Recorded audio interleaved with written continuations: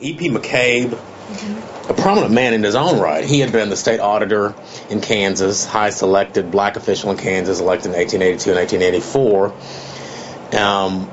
Native New Yorker, saw the opportunity to come to Oklahoma and really had ambitions of having a portion of the Oklahoma Territory carved out as an all-black state.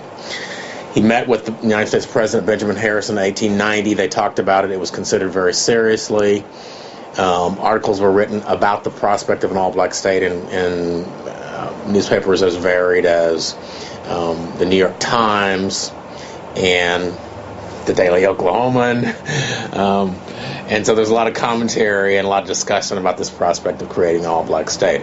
Ultimately, it failed, but in the process, a number of African Americans came from primarily the southeastern United States, escaping the oppression of the Deep South.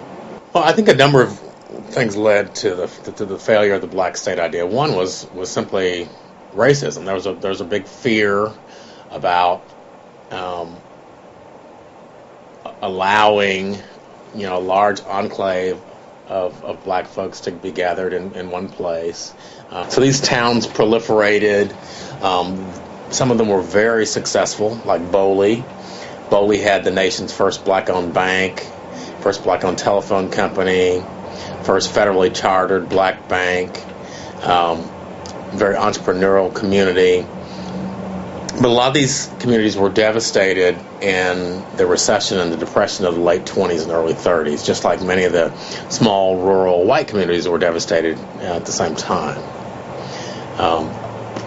About a dozen of those communities still remain in Oklahoma, but they're by and large struggling.